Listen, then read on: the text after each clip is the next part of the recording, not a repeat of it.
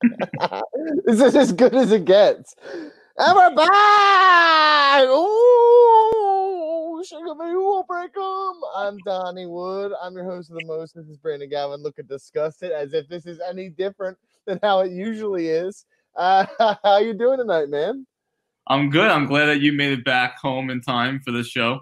Yeah, I had plenty of time because I was at the Raw tonight with my AEW shirt on. They made me change to my Becky Lynch shirt, then I spilled ketchup all over it. So those flimsy fries in Philly. Flimsy fries in Philly. That's a fun song. That's a little kid's book waiting to happen. The Philly flimsy frilly fries. Let me say, flimsy. I think that's gonna be on Ring Rust Radio by Big Johnny this Wednesday. I'll say this. We have plenty planned, but we just have to fill time like the end of Raw had to kill time. So we're just like, what are we even doing here, Don? I don't know. I have no idea. We're apparently killing time. We had to watch Raw, and it wasn't bad. Past couple of Raws have been better. It's still tremendously long, and I hate 3 hours, but it's been better. It really has been. What are we doing here? Tell me. Donnie, you and I, we represent the most of Ring Rust Radio. We are a weekly wrestling podcast, a long-form podcast, some might say, because we go for, if you think Raw is long, so is Ring Rust Radio, because we do so much. We talk about WWE, NXT, NXT UK, 205 Live, Impact Wrestling, Ring of Honor, New Japan Pro Wrestling, Lucha Underground when it's around, All Elite Wrestling. We also do fantasy games, including next week, Tuesday, March 12th, 7 p.m. Eastern, Mark Madness. If you have a favorite wrestler, if you hate a certain wrestler, come on to this show, make your vote heard, because we're going to determine who has been the very best wrestler of the past year. Right, Donnie? Yeah, Kenny Omega. So early favorite to win.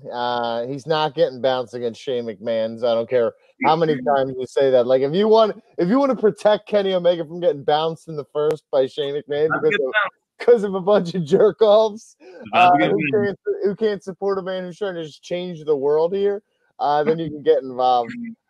This is very ignorant, through and through, very ignorant. Let's start with the main event of the evening. Okay, this was definitely one of those main events that I didn't expect to happen, that kind of happened weird, and I liked it. And then per WWE, the train was going so smoothly and then like tipped off the rails at the very end. I like the idea of... you really hate that ending. Yeah, well, it bothers me because they have they can't figure out how to handle 3 hours. Like, it's tough.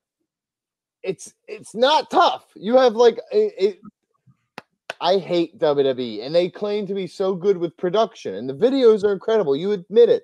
Their WWE videos are incredible. How do you come up 4 minutes? How do you not have like a backup plan? Hey, if we're short, this is what we're gonna do. Like, because it was 4 minutes. Charlotte's like, for like 3 minutes, she's like, they keep looking away from the camera, like, what the fuck am I supposed to do?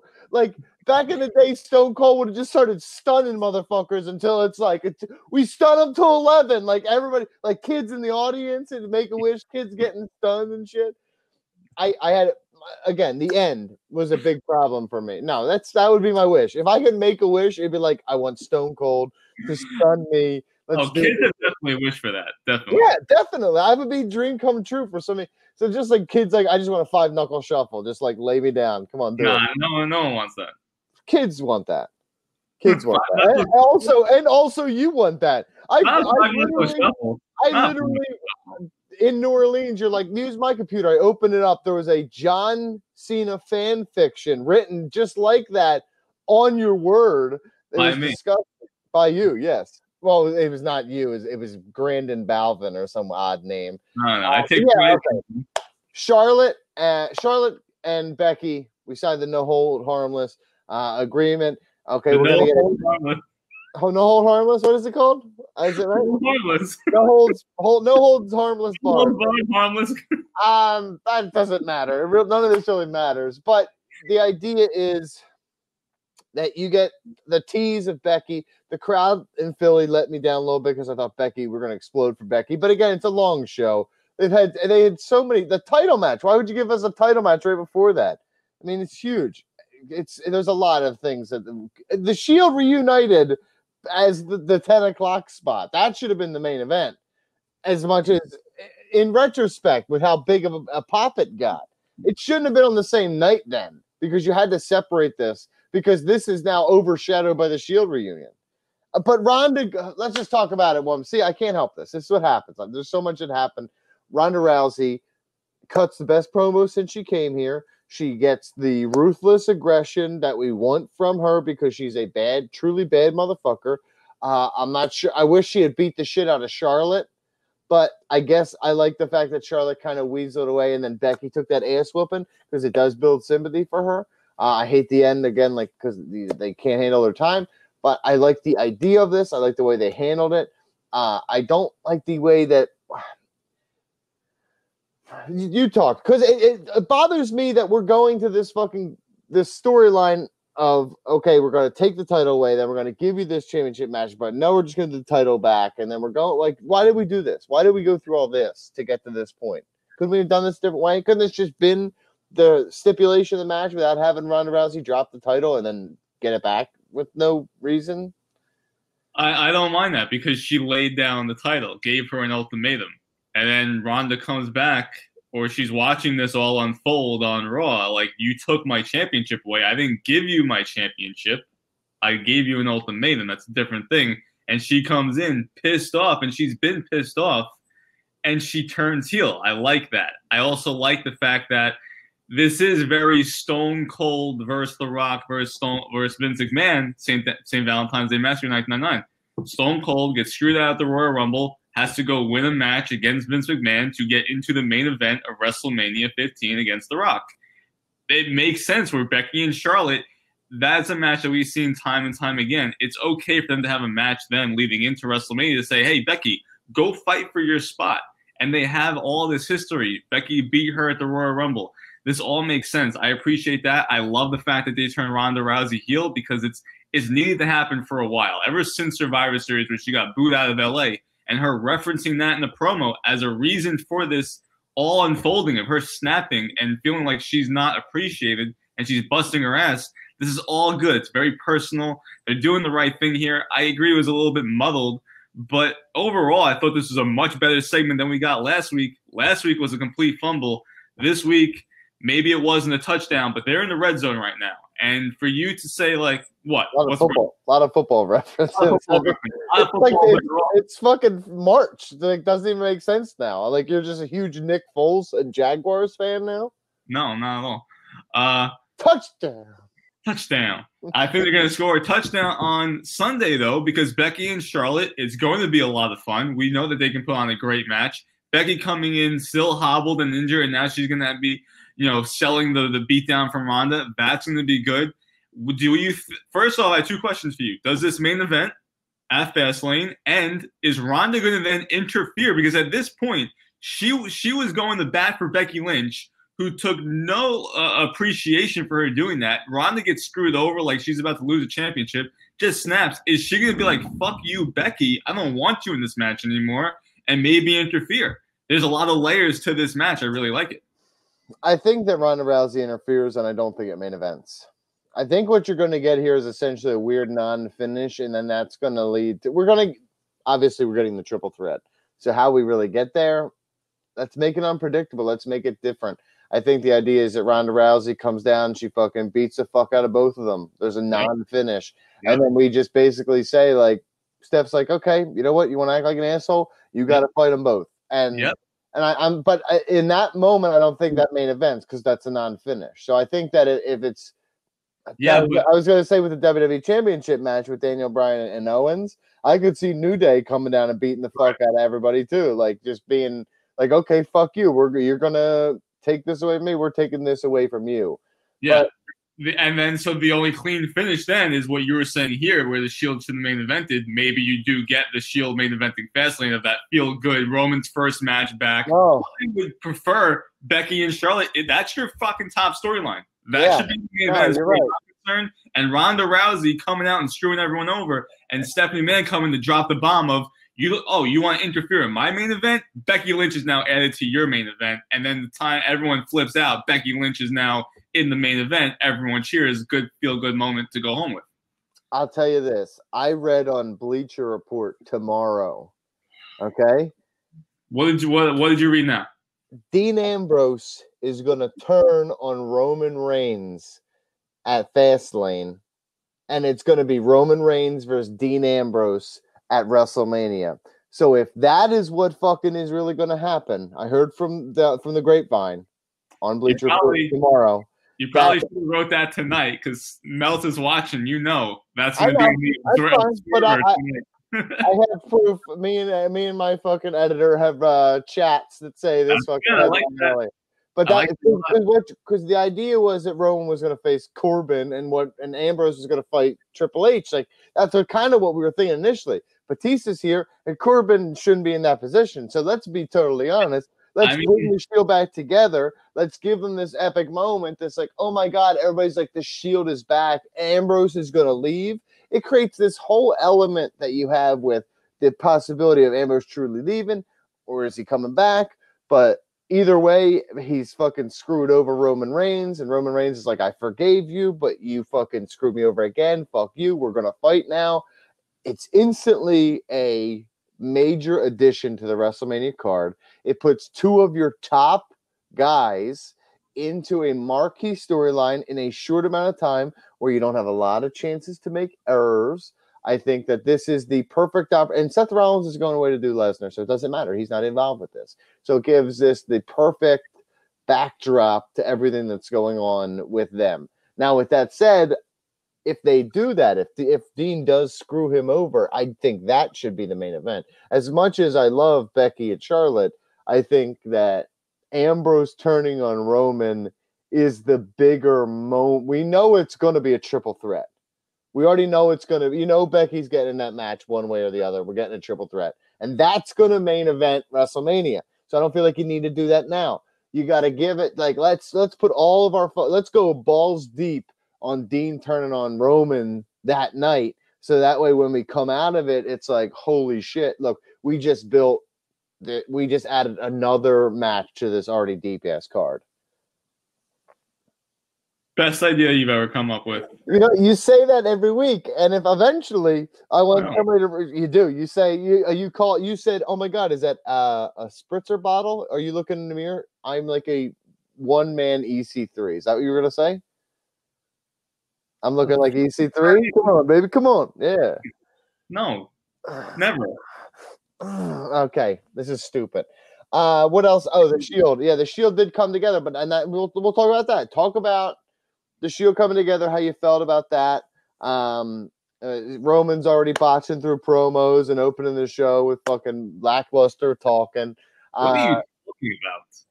I'm not a Roman guy. I'm never going to be. Kudos to Joe Anoa'i for coming back from cancer. That's awesome as always.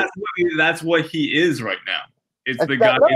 No, he didn't mention it really. He tried. Well, they mentioned in video packages, but he didn't. He's like, I'm just a guy again. He's just a guy again. And that's fine. He's coming up there. He's botching. He walks up to Ambrose. He's like, what's happening, folks? Right? He's a terrible shit, dude. He really is not good. But thoughts on the Shield reuniting, and what do you think is going to happen at this six-man match? That was a great. The Shield reuniting every time will get me because I love the Shield. It's my favorite faction of all time, and seeing them build this storyline where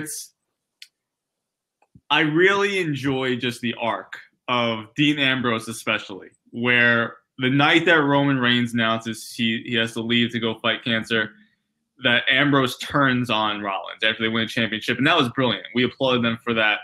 And he has this feud with Seth Rollins, which is really up and down, but a lot of it he was playing to these insecurities of being with Roman Reigns and Seth Rollins and feeling like he was, like the least, the most underappreciated of the bunch, essentially, right? And here you have, now that Roman is back, it's almost like everything that happened with Seth Rollins, all right, that's the past, forget it, let's move forward, like everything I've been through, we're going to fight another day, like we are a family fights, it is what it is, and he's trying to mend that fence between Ambrose and Seth Rollins. I like him playing that mediator role, and Rollins saying, like, I don't think this is really a good idea.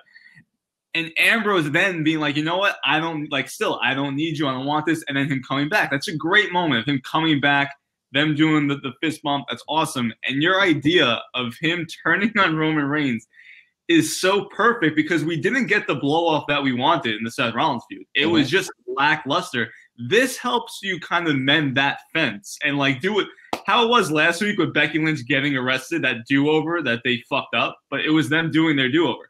This would be the do-over to the end of the Seth Rollins feud by continuing it and having not just a big moment for Dean Ambrose, but a big moment, like you said, for WrestleMania, where we were talking last week with Chiari, like, all right, you could do a match with Roman Reigns against Baron Corbin just to get Roman Reigns on the card. But this now, once again, really builds a major match for WrestleMania. That is a huge match for WrestleMania. Dean Ambrose and Roman Reigns. Is it in your hallway? Are the police in your fucking hallway?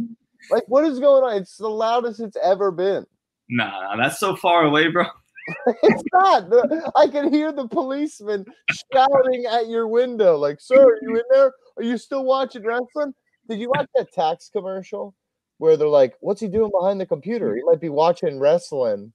Did you see that one? It's like for H&R Block. They're like doing their taxes, and the guy's behind the computer like peeks out from behind the computer, and like, "What's he doing? Is he watching videos? Is he watching wrestling? Like, it's a bad thing." I'm like, "Yo, fuck off, bro." Yeah. I watch a lot of wrestling on those computers, dickhead. But yes, I think the idea of Ambrose saying, like, "Look, I even had to come help you to even get in this position. You want a fucking Shield reunion? You came to me. You're gonna get your ass beat. I came to help." And he's like, "I'm fucking so tired of your shit." He's like, "This is exactly what I was telling you about, and you're fucking doing it again." He's like, "Fuck you. Fuck you, Roman. I'm taking your moment. I'm taking your shine, and I'm coming after everything you have." And they've already set the precedent that he's not afraid to discuss the cancer. Oh yeah, and that's definitely, they have to touch on that because that is what Roman would be like, "Dude, I let that go to bring you back into this fold, to do this with you one more time." And I don't underestimate just how much, especially if WWE started mentioning it tonight, but if they go really hard at this, like, he's leaving in April thing, that will add a little bit of something to this. We saw it it's like when people start to believe. I know I'm on most people in the know are like, it's probably a work at this point, right? Right. AEW. Remember when Brett wrote it? Yeah, I was gonna say like Brett, he's gonna write it real big. And best part is, you can tell Renee is definitely leaving with him because she's like heading to greener pastures, and you can tell Vince is like, "What? Greener pastures? Get the fuck out of here! There's no greener than this pasture, bitch." I like the idea of Dean Ambrose coming back and fucking him over. I really like that idea. So they're not going to do it. I don't know, man. There's been a lot of twists and turns lately in WWE. Okay, well, I'm going to rapid fire two things. You just give me your quick response to each. Rick and Alistair being involved in a triple threat for the Raw Tag Team Championships. At this point, they should just win it. I actually agree with you because I'm starting to dig them, and I'll tell you when I started. I don't like them as a team. You and Mike can shut the fuck up about it. I'm telling you, when I realized they were cool as shit together, when they had already timed their bounces of the ropes at the same moment, but not the same moment. Like if they hit it offset, but they landed at the same time, and I was like, "You guys are fucking cool." I'm cool with this now because of that. Like, I could deal with more of that. Like, when we saw Rick with Will Ospreay, it was like just them jump at the same time and landing, and you're like, is this a fucking video game? What is this? I'm into this. I want more of this. But, I mean, they're going to get worked by the Revival, but, everyone does. Cinnamon disagrees. Okay. She's sad. Disappointing, Cinnamon, disappointing. There were other things that happened. The SNL guys were there. That was poop. Is that the other second rapid question that you wanted to ask? I forgot the other one. Roman's nipple was there. Yeah, I thought that was going to be a joke. No, Kurt Angle is just like Kurt Angle is the Zack Ryder of Raw. Of Hall of Fame. Yeah, no. He's a legend in real life, but it's just like right now, he's just like, hey, we need you to go out there and just job. Oh, you only got 7 matches left on your body. We're going to use 4 of them in absolute throwaways, fucking for no reason matches. I don't get it. I don't make no sense. That don't make no sense. You're damn right. Don't make no sense. Don't make no dollars in sense. That's a goddamn sure. I think that's it. I think there's definitely more, but we'll talk more about it Wednesday on Ring Rust Radio because I have to go write more of that Dean Ambrose article. We'll be on Bleacher Report tomorrow, so please check that out. Remember where you heard it here first because it will be a report on WrestleVotes in 2 hours, and then 2 hours after that, Dave will write it on the forum, and then it'll be reported by Alv in the morning. So you know how that goes. It should be the Stingmon's coming back to fight Roman, dude. All right, God bless America. BG, what are we doing here? Who are we? And when are we doing this again? Donnie, we are Ring Rust Radio. We are a weekly podcast that goes live every Wednesday where we discuss WWE, NXT 205 Live. We answer fan emails. We play fantasy games such as Mark Madness taking place next Tuesday, March 12th at 7 p.m. Eastern, where we determine who has been the very best wrestler of the past year. Kenny Omega. Kenny Omega. No, it's not even true. But if you have an agenda, if you want to make sure that Kenny Omega makes it through to the finals and then wins because of a screwy finish, come check it out. Yeah, check the scoreboard, dude. Check the scoreboard. Yeah. Well, you can sign up at patreon.com/ringrustradio. And if you want ad-free episodes or access to exclusive Hear It First, you can go there. And you can also come on the show. You can also do retro reviews with us, or we can do match commentaries for you. And, of course, Donnie, this Sunday, right after Fastlane, 10:45 p.m. Eastern, we're going to keep a little early. We're going to keep WWE to the word that they're going to end at 10:30. Okay. So we're going to come on here at 10:45. If we have to do a live match commentary. Yeah. As Dean is turning. As the Dean we'll be sitting there. We'll be like, we said this. We get vocal voice. Always say yeah, people hate us. Yeah. I love us though. I feel like we're really fun. I'm fun. You're whatever. I hate you. That's not true. I know that's not true. All right, guys. God bless America. Was there anything else you wanted to say? I had some. I remember this.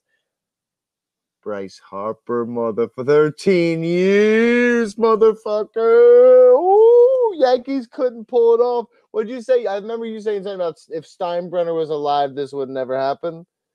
Well, he's fucking dead, bro. He's fucking dead. Just like the Yankees' chances of winning more championships with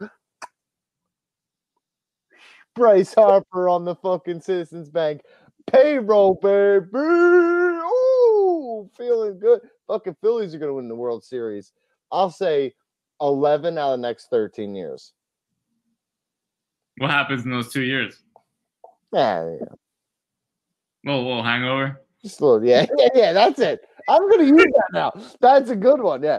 It's just because after every six championships, we have that natural, like, I'm tired. It's like not hard anymore. So we try to like make it more difficult for each other. Like we'll put Bryce Harper in like a potato sack. Yeah. He'll still steal 35 bases.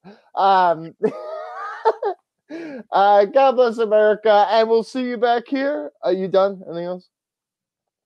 Next week. Whenever this button